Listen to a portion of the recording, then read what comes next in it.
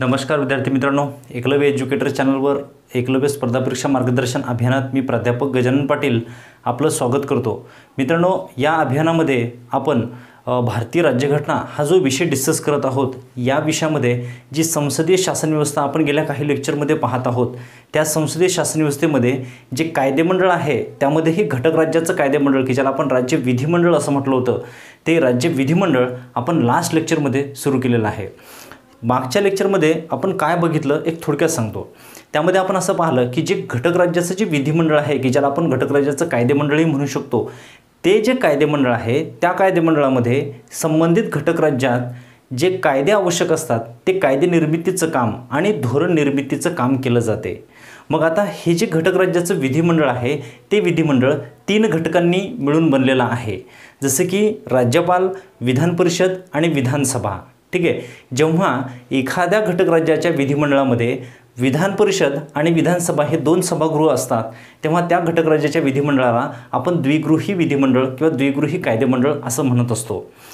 द्विगृही कायदेमंडळ असलेले घटक राज्य आपल्या देशात जर आपण पाहिले तर ती संख्या आहे 6। हे सर्व डिस्कशन आपण शेवटच्या लेक्चरमध्ये पाहिलेलं आहे। जर तुम्ही ते लेक्चर पाहिलं नसेल तर ते बघून घ्या। डिस्क्रिप्शन सेक्शनमध्ये राज्यघटनेची प्लेलिस्ट आहे, त्या प्लेलिस्टमध्ये तुम्हाला सर्व राज्यघटनेचे लेक्चर्स मिळून जातील। आजच्या लेक्चरमध्ये आपण काय पाहणार आहोत, जसं की आपण पाहिलं होतं की विधिमंडळाचं काम आहे कायदे निर्माण करणे। मग कायदे कसे निर्माण केले जातात, त्याची पूर्ण जी लॉ मेकिंग प्रोसेस आहे, कायदे निर्मितीची जी प्रक्रिया आहे ती आपण शेवटच्या लेक्चरमध्ये पाहिलं। आणि कायदे निर्मितीच्या प्रक्रियेमध्ये आपण पाहिलं होतं की 3 घटक हे मोस्ट इम्पॉर्टंट आहेत, राज्यपाल, विधान परिषद आणि विधानसभा। मग याच्यापैकी जो राज्यपाल आहे तर तो टॉपिक आजपासून आपण डिस्कस करायला सुरुवात करूयात। मग राज्यपाल डिस्कस करत असताना आपल्या एक्झाम पॉईंट ऑफ व्ह्यू कोणत्या प्रकारचे प्रश्न विचारले जातात हे मोस्ट इम्पॉर्टंट आहे।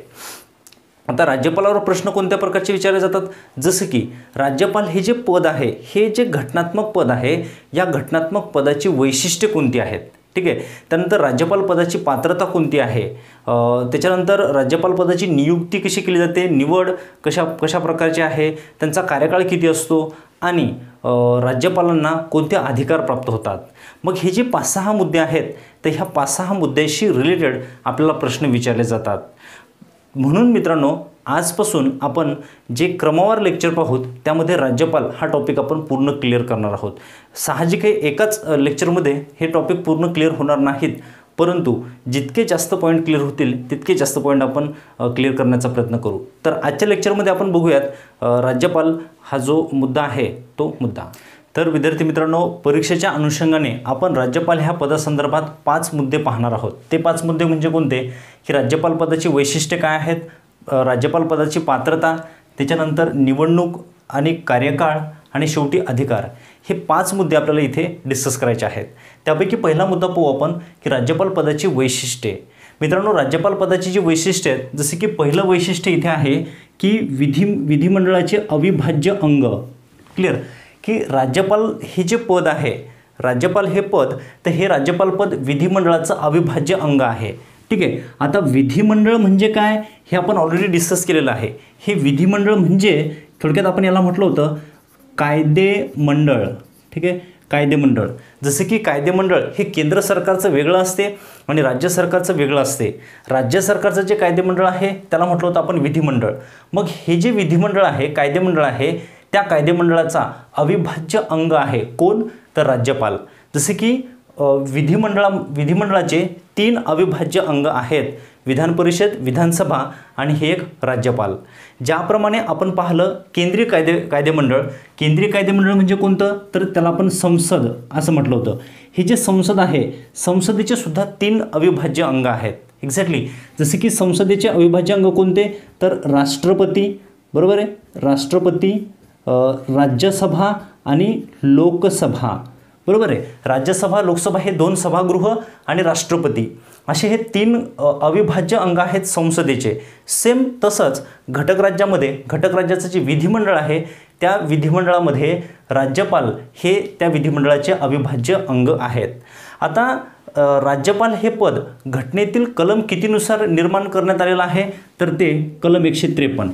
परीक्षेमध्ये बऱ्याच वेळा प्रश्न विचारले जातात किंवा मल्टी स्टेटमेंटमध्ये क्वेश्चन दिला जातो की कलम 153 नुसार भारताच्या घटक राज्यांमध्ये राज्यपाल पद असावं असं भारतीय संविधानामध्ये नमूद करण्यात आलं तर विधान बरोबर आहे. ठीक आहे. संविधानामध्ये कलम 153 असं सांगितलं की प्रत्येक घटक राज्यासाठी एक राज्यपाल असेल. मित्रांनो लक्षात घ्या की प्रत्येक घटक राज्यासाठी एक राज्यपाल असेल. बरोबर आहे. आता इथे सांगताना होते काय की एक घटक राज्य एक राज्यपाल असा त्याचा अर्थ होतो. परंतु मित्रांनो याच्यामध्ये काय झालं तर साधारणतः 1956ला बरोबर 1956ला जेव्हा 7वी घटनादुरुस्ती करण्यात आली. ठीक आहे. 1956ला 7वी घटनादुरुस्ती केली आणि हे 7वी घटनादुरुस्ती करत असताना या कलम 153 संदर्भात आणखी एक विधान भारतीय संविधानामध्ये समाविष्ट करण्यात आलं. ते विधान म्हणजे कोणतं तर त्यामध्ये असं म्हटलं की एकापेक्षा जास्त घटक राज्यासाठी एकच राज्यपाल असू शकतो. बरोबर आहे. बघा मुळात काय सांगितलं कलम 153 तिथे असं सांगितलं की प्रत्येक घटक राज्यासाठी एक राज्यपाल असेल. परंतु 7व्या घटनादुरुस्तीनुसार 1956 संविधानामध्ये काय नमूद केलं तर त्यामध्ये असं म्हटलं की एक राज्यपाल हा एकापेक्षा जास्त घटक राज्यासाठी असू शकतो. जसे की महाराष्ट्र आणि कर्नाटक. बरोबर आहे. महाराष्ट्र आणि कर्नाटक ह्या 2 घटक राज्यासाठी एकच राज्यपाल. तर असं होऊ शकते. अशा प्रकारची नियुक्ती करता येऊ शकते. असं हे आपल्याला एक्झाम पॉईंट ऑफ व्ह्यू लक्षात घ्यायचं आहे. त्यानंतर नेक्स्ट राज्यपाल हे जे पद आहे त्याचं पुढचं वैशिष्ट्य आहे की राज्याचा नामधारी प्रमुख. राज्यपाल हे राज्याचा एक प्रकारे नामधारी प्रमुख मानत असतो आपण. ठीक आहे. घटनात्मक प्रमुख असंही म्हणू शकतो आपण त्याला. क्लिअर. घटनात्मक प्रमुख. बरोबर आहे. घटनात्मक प्रमुख. ज्याप्रमाणे केंद्रामध्ये राष्ट्रपती हे आपल्या देशाचे नामधारी प्रमुख आहेत तसंच घटक राज्यामध्ये सुद्धा राज्यपाल हे घटक राज्याचे नामधारी प्रमुख आहेत किंवा त्यांना आपण घटनात्मक प्रमुख म्हणू शकतो, राजकीय प्रमुख असं म्हणू शकतो. बरोबर आहे. परंतु ते नामधारी आहेत. एक्झॅक्टली. मग वास्तव प्रमुख कोण आहे. जसं केंद्रामध्ये वास्तव प्रमुख पंतप्रधान तसं मग घटक राज्यामध्ये वास्तव प्रमुख कोण आहेत तर घटक राज्यामध्ये वास्तव प्रमुख आहेत मुख्यमंत्री. ठीक आहे. आपल्याला ते सुद्धा पुढे बघायचं आहे कारण की घटक राज्याचं जे कार्यकारी मंडळ आहे त्या कार्यकारी मंडळामध्ये मुख्यमंत्री आणि त्यांचं मंत्रिमंडळ हे मोस्ट इम्पॉर्टंट आहे. म्हणून आपण तेही पुढे डिस्कस करू. थोडक्यात इथे सध्या लक्षात घ्या की राज्यपाल हे राज्याचे नामधारी प्रमुख असतात तसंच ते त्या घटक राज्याचे प्रथम नागरिक असतात. जसं राष्ट्रपती देशाचे प्रथम नागरिक, राज्यपाल घटक राज्याचे प्रथम नागरिक. मित्रांनो थोडंसं कंपॅरिझन इथे करणं आवश्यक आहे राष्ट्रपती पदाशी. कारण की राष्ट्रपती पद हे नामधारी आणि घटक राज्यामध्ये राज्यपाल हे पद नामधारी आणि दोन्हीही टॉपिक जर असा कंपॅरिझन जर करून आपण डिस्कस केले तर मागच्या टॉपिकचं सुद्धा आपलं रिव्हिजन होऊन जाते. ठीक आहे. घटक राज्याचे प्रथम नागरिक. त्यानंतर ज्या घटक राज्याचा तो व्यक्ती राज्यपाल असतो तो व्यक्ती त्या घटक राज्यातील सर्व विद्यापीठांचा कुलपती असतो. बरोबर आहे. कुलपती. आता आपण त्यांना कुलपती कशामुळे म्हणतो तर त्या घटक राज्यामध्ये जे विद्यापीठ असतात त्या विद्यापीठाचे जे कुलगुरू आहेत त्या सर्व कुलगुरूंची नियुक्ती राज्यपालांच्या माध्यमातून केली जाते. मग सर्व कुलगुरूंची नियुक्ती राज्यपालाच्या माध्यमातून केली जाते म्हणून त्या सर्व कुलगुरूंचा जो प्रमुख असतो तो असतो राज्यपाल आणि कुलगुरूंचा प्रमुख म्हणजेच कुलपती. एक्झॅक्टली. कुलगुरूंची नियुक्ती राज्यपाल करत असतात या नात्याने आपण त्यांना कुलपती म्हणत असतो. ठीक आहे. तसंच राज्यपाल हे विद्यापीठांना काही अंशी आदेश देऊ शकतात. साहजिक आहे राज्यपालांच्या नावानेच विद्यापीठाला आदेश दिले जातात. सध्या आपण पाहतच आहोत की राज्यपाल आणि राज्य सरकार यांच्यामध्ये खूप क्लॅशेस सुरू आहेत की फायनल इयरची एक्झाम घ्यायची अथवा नाही घ्यायची. राज्यपाल यांचं मत आहे की फायनल इयरची एक्झाम घ्यायची आहे. ठीक आहे. परंतु राज्य सरकार त्यासाठी तयार नाही. प्रचंड डिबेट त्यावरती सुरू आहे. परंतु विद्यापीठांचा एक प्रमुख कुलपती म्हणून राज्यपालांनाही त्या प्रकारचे काही अधिकार प्राप्त होतात. म्हणूनच त्यांनी तशा प्रकारचा आदेश दिलेला होता. पुढचं जे वैशिष्ट्य आहे ते म्हणजे कलम 154 नुसार घटक राज्याचे सर्व कार्यकारी अधिकार. ठीक आहे. सर्व कार्यकारी अधिकार हे राज्यपालांना प्राप्त होतात. ठीक आहे मित्रांनो, जसं की आपल्याला इथे डिटेलमध्ये पाहायचं आहे अधिकार कोणकोणते आहेत. त्यामध्ये जे कार्यकारी अधिकार आहेत, कार्यकारी अधिकाराचा अर्थ काय होतो की घटक राज्यामध्ये जेवढेही प्रशासन चालत असते ते सर्व प्रशासकीय अधिकार हे राज्यपालांना बहाल करण्यात आलेले आहेत कलम कितीनुसार 154 नुसार. ठीक आहे, हे राज्यपाल पदाचं एक वैशिष्ट्य आहे. ठीक आहे, आणि आपल्याला एक्झाम पॉईंट ऑफ व्ह्यू ते इथे लक्षात घ्यावं लागेल. पुढचा मुद्दा आहे की राज्यपालपदी कोणत्या व्यक्तीची नियुक्ती केली जाते. ठीक आहे, काय पात्रता आहे त्या पदासाठी, तर ती पात्रता आपण पाहत असताना त्याच्यामध्ये साधारणतः 2 पात्रता दिलेल्या आहेत. घटनात्मक तरतुदींच्या माध्यमातून इथे आपण डिस्कस करत आहोत की भारतीय संविधानामध्ये काय पात्रता सांगितलेल्या आहेत. आता भारतीय संविधानाचा जर विचार केला तर राज्यपाल पदाची पात्रता ही कलम 157 मध्ये सांगण्यात आलेली आहे.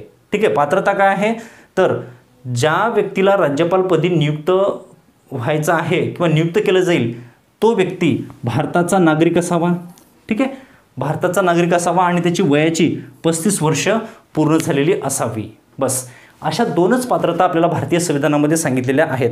याच्या व्यतिरिक्त एकही पात्रता आपल्याला कलम 157 मध्ये सांगण्यात आलेली नाही. ठीक आहे, म्हणून आपल्याला ह्या 2 पात्रता अगदी लक्षात ठेवायच्या, पाठ करून ठेवायच्या की कोणती पात्रता, जसं की फर्स्ट भारताचा नागरिक, दुसरं वयाची 35 वर्ष पूर्ण असावीत.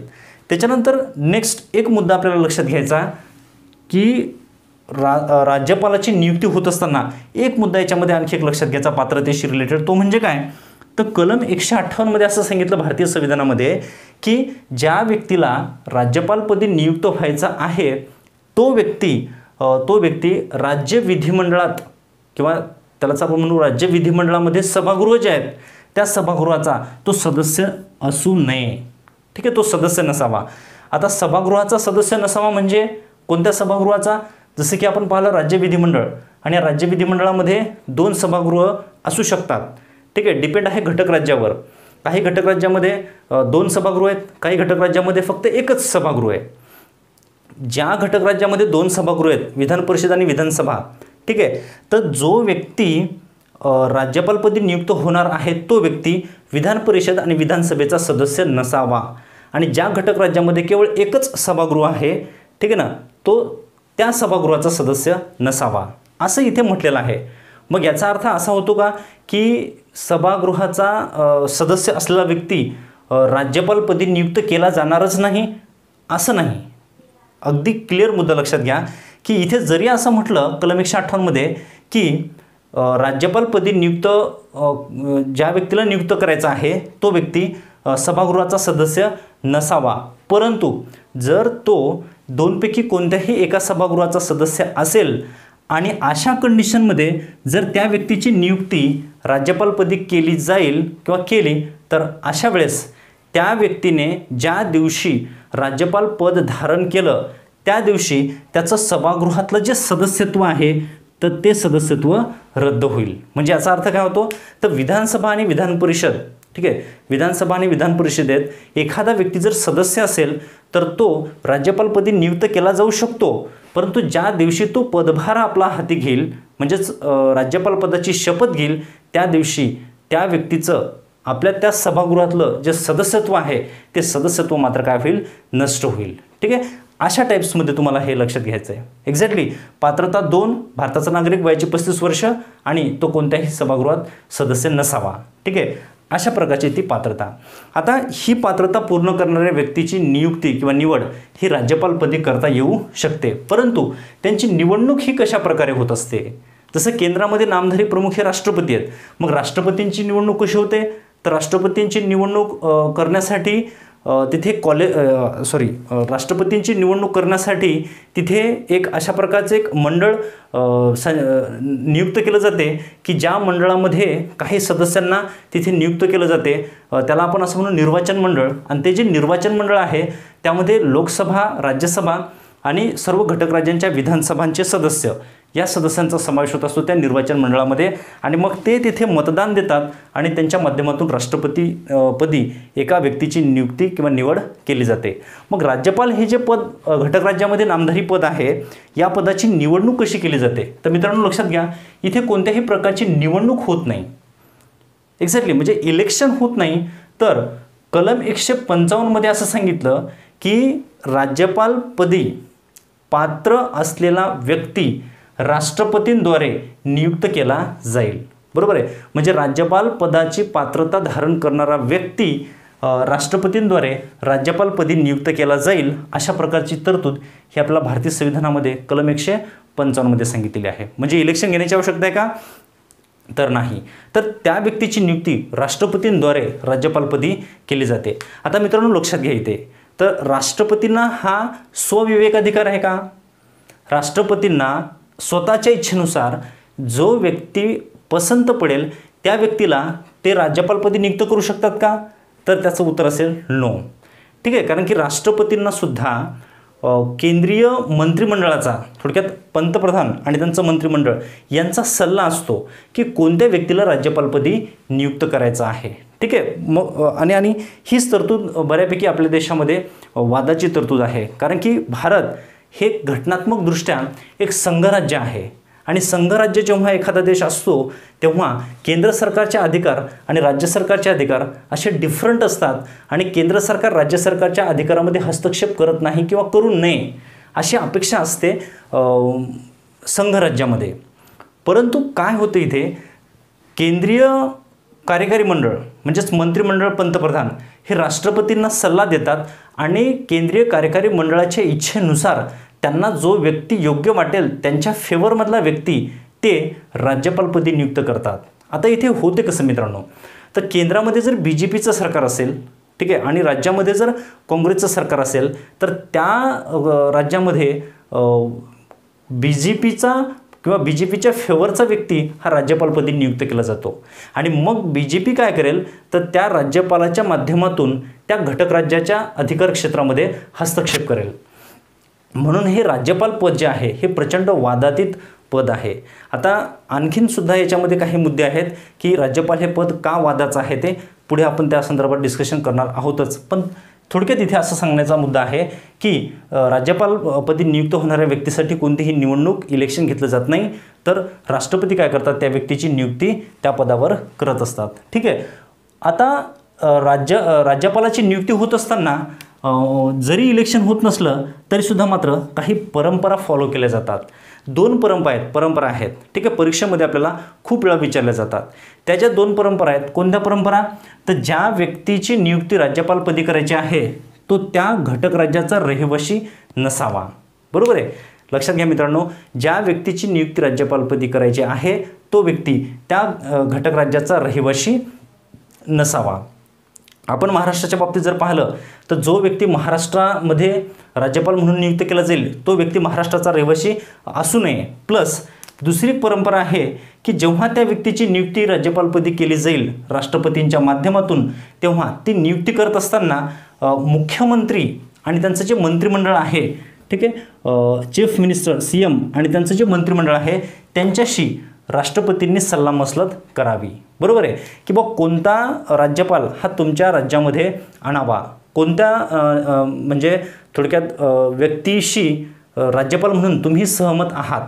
बरोबर आहे. अशा प्रकारची सल्लामसलत इथे होणं अपेक्षित आहे. परंतु इथे सल्लामसलत होत असताना मुख्यमंत्र्यांनी जो सल्ला राष्ट्रपतींना दिला तो सल्ला राष्ट्रपतींवर बंधनकारक आहे का? तर नाही. ॲक्च्युअलमध्ये पडद्यामागे राष्ट्रपतींना केंद्रीय कार्यकारी मंडळाचा सल्ला मिळालेला असतो आणि त्याच सल्ल्यानुसार इथे राज्यपालपदाची नियुक्ती होत असते. मग तरीसुद्धा मुख्यमंत्र्याशी सल्लामसलत कशासाठी?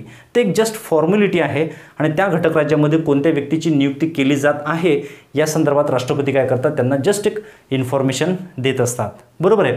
परंतु घटनात्मकदृष्ट्या आपल्याला ही एक बाब लक्षात घ्यायची की राज्यपालपदाची निवड होत असताना इथे तो त्या घटक राज्याचा रहिवासी नसावा ही एक परंपरा आणि त्याची नियुक्ती होत असताना संबंधित घटक राज्याच्या मुख्यमंत्री आणि मंत्रिमंडळाशी राष्ट्रपती काय करतात, सल्लामसलत करतात. परंतु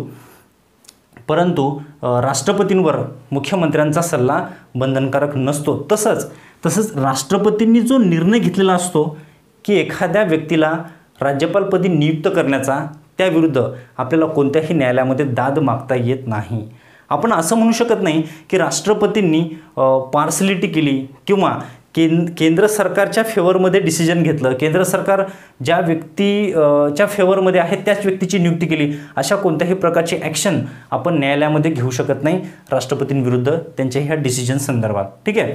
जेव्हा राष्ट्रपतींच्याद्वारे राज्यपाल पदाची नियुक्ती केली जाते तेव्हा नियुक्त केलेल्या उमेदवाराला पद व गोपनीयतेची शपथ कोण देते, तर ती शपथ दिली जाते त्या घटक राज्याच्या उच्च न्यायालयाच्या मुख्य न्यायाधीशांच्या माध्यमातून. बरोबर आहे.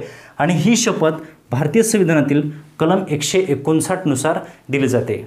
एक्झाममध्ये प्रश्न विचारताना ही तरतूद विचारली जाते की घटनेतील कलम कितीनुसार राज्यपाल पदाची शपथ दिली जाते. तर मित्रांनो, राज्यपालपदी नियुक्त झालेल्या उमेदवाराला कलम 159 नुसार त्या घटक राज्याच्या उच्च न्यायालयाच्या मुख्य न्यायाधीशांकडून राज्यपालांना शपथ दिली जाते. कलम 159. बरोबर आहे.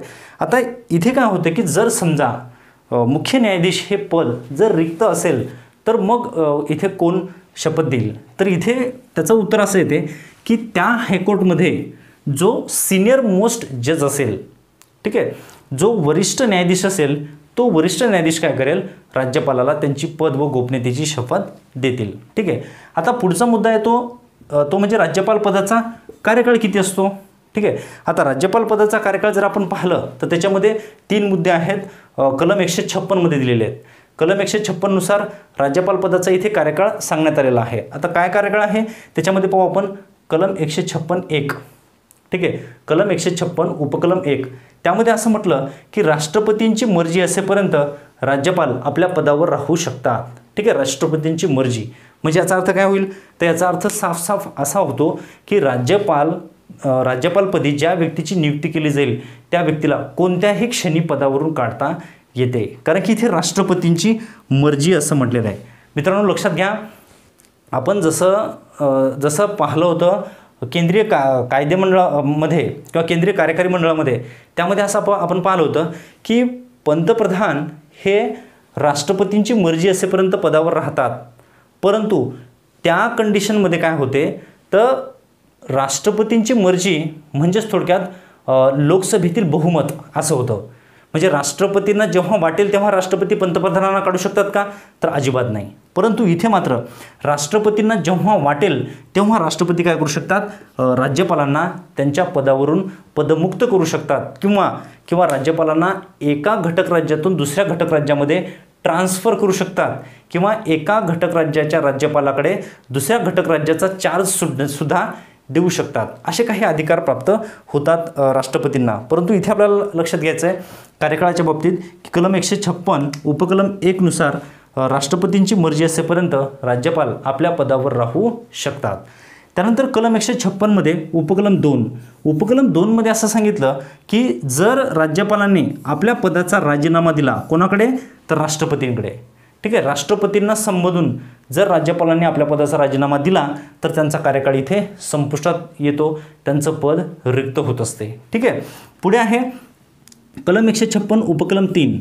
उपकलम 3 मध्ये असं म्हटलं की जर समजा राज्यपालांनी राजीनामासुद्धा दिला नाही आणि राष्ट्रपतींनीही त्यांना पदावरून काढलं नाही, तर अशा सर्वसाधारण परिस्थितीमध्ये त्यांचा कार्यकाळ हा 5 वर्ष इतका असू शकतो किंवा असतो. ठीक आहे. आणि 5 वर्ष एकदा त्यांचे पूर्ण झाले की राष्ट्रपती त्यांची पुनर्नियुक्ती करू शकतात किंवा 5 वर्ष पूर्ण झाल्यानंतर दुसऱ्या एखाद्या व्यक्तीची नियुक्ती त्या राज्याच्या राज्यपालपदी करू शकतात. ठीक आहे. हे डिपेंड आहे केंद्र सरकार राष्ट्रपती यांच्यावरती. ठीक आहे.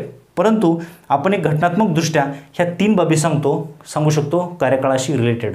आता इथे मोस्ट इम्पॉर्टंट मुद्दा असा आहे मित्रांनो की जर समजा राज्यपालांना पदावरून काढण्यासाठी राज्य विधिमंडळ तयार असेल किंवा राज्य विधिमंडळाला त्या घटक राज्यामध्ये आलेले जे राज्यपाल आहेत ते जर मान्य नसतील तर राज्य विधिमंडळ त्यांना पदावरून काढू शकते का.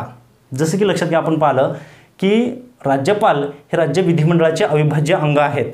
ठीक आहे. आणि सेम राष्ट्रपती हे संसदेचे अविभाज्य अंग आहेत. राष्ट्रपती केंद्रामध्ये नामधारी प्रमुख आहेत, राज्यपाल राज्यामध्ये नामधारी प्रमुख आहेत. बरोबर आहे. तर केंद्रामध्ये जसं की राष्ट्रपतींना पदावरून काढता येते, राष्ट्रपतींना पदावरून काढण्यासाठी केंद्रीय कायदेमंडळामध्ये म्हणजे राज्यसभा आणि लोकसभेमध्ये महाभियोग आणता येतो. आणि तो महाभियोग पास करून राष्ट्रपतींना पदमुक्त करता येते. तसंच सेम राज्य विधिमंडळामध्ये म्हणजे विधानसभा आणि विधान परिषदेमध्ये राज्यपालाविरुद्ध अशा प्रकारचा महाभियोगाचा ठराव आणून त्यांना पदमुक्त करता येते का? तर पदमुक्त करता येत नाही. ठीक आहे, त्यांच्या विरुद्ध कोणत्याही प्रकारचा ठराव कोणत्याही सभागृहामध्ये मांडता येत नाही आणि तो पास करून त्यांना पदमुक्त करता येत नाही. राज्यपाल पद हे या तीनच कारणांनी पदमुक्त म्हणजे पद रिक्त होऊ शकते. एक राष्ट्रपतींची मर्जी, राजीनामा आणि त्यांची 5 वर्ष संपली तर, आणि मृत्यू वगैरे झाला तर त्यामुळे तर पद रिक्त होणारच. अशा पद्धतीने आपल्याला इथे हा मुद्दा लक्षात घ्यायचा आहे. म्हणजे थोडक्यात काय, तर राज्य विधिमंडळ राज्यपालाला पदावरून काढू शकत नाही, हा एक मुद्दा. आणखी एक महत्त्वाचा मुद्दा आपल्याला या संदर्भात लक्षात घेणं खूप आवश्यक आहे मित्रांनो. तो म्हणजे कोणता, तर जर समजा राष्ट्रपतींनी राज्यपालांना पदमुक्त केलं तर अशा वेळेस राष्ट्रपतींच्या त्या डिसिजन विरुद्ध आपल्याला कोणत्याही न्यायालयामध्ये दाद मागता येत नाही, न्यायालयामध्ये जाता येत नाही. ठीक आहे, तर अशा प्रकारे हे मुद्दे आपल्याला इथे पाहावे लागतात. आपण 4 मुद्दे पाहिलेले आहेत राज्यपाल ह्या पदाशी संदर्भात. जो पुढचा मुद्दा आहे आणि शेवटचा मुद्दा तो म्हणजे कोणता, तर अधिकार. जसे की राज्यपालांना आपण इथे 6 अधिकार आहेत असं सांगितलेलं आहे, किंवा आपण इथे बघू शकतो की राज्यपालांना कार्यकारी अधिकार आहेत. ठीक आहे, कायदेविषयक अधिकार, आर्थिक अधिकार, न्यायविषयक अधिकार, आणीबाणीविषयक अधिकार आणि वटहुकूम विषयक अधिकार, असे हे जे काही अधिकार आहेत 6, तर हे प्रत्येक अधिकार आपल्याला खूप डीपमध्ये पाहावे लागतात. कारण की राष्ट्रपतींना प्राप्त होणारे अधिकार राष्ट्रपतींना सुद्धा हे अधिकार प्राप्त होतात. मग राष्ट्रपतींचे हे अधिकार आणि राज्यपालांचे अधिकार याच्यामध्ये काय डिफरन्स आहे, अशा लेवलवर आपल्याला प्रत्येक अधिकार हे खूप चांगल्या प्रकारे डिस्कस करावे लागतात. तर हे जे अधिकार आहेत हे अधिकार आपल्याला आजच्या लेक्चरमध्ये डिस्कस करणं हे पॉसिबल नाही. पुढे आणखीन आपल्याला काही 1-2 लेक्चर घ्यावं लागेल आणि त्या 1-2 लेक्चरमध्ये आपण काय करू, तर हे जे अधिकार आहेत ते अधिकार आपण डिस्कस करू. तत्पूर्वी एक मुद्दा मी लक्षात आणून देतो की आपण जे मुद्दे पाहिलेले आहेत हे सर्व मुद्दे घटनात्मक तरतुदीच्या अनुषंगाने डिस्कस केलेले आहेत. बरोबर आहे, की जे कोणत्याही घटक राज्याच्या राज्यपालासंदर्भात लागू होऊ शकतात. मग विशेषतः आपल्याला जेव्हा महाराष्ट्र आपण डिस्कस करू शकतो तेव्हा महाराष्ट्रासंदर्भात पाहत असताना आपल्याला हे इथे बघावं लागेल की ॲटलिस्ट गेल्या काही वर्षामध्ये महाराष्ट्राचे जे राज्यपाल राहिलेले आहेत त्या ॲटलिस्ट शेवटचे 5 राज्यपाल कोण आहेत. ठीक आहे, तुम्हाला स्क्रीनवरती दिसत असतील की शेवटचे जे 5 राज्यपाल आहेत त्या राज्यपालांची नावं. ठीक आहे, आणि ते राज्यपाल तुम्हाला क्रमानुसार पाठ करावे लागतील की कोणकोणते राज्यपाल होते, की एक सलग त्यांचा जो क्रम आहे तो क्रम. तर अशा प्रकारे आपण राज्यपालासंदर्भात डिस्कस केलेलं आहे. पुढच्या लेक्चरमध्ये राज्यपालांचे अधिकार आपण डिस्कस करू. भेटूया पुढच्या लेक्चरमध्ये. जय हिंद, जय भारत.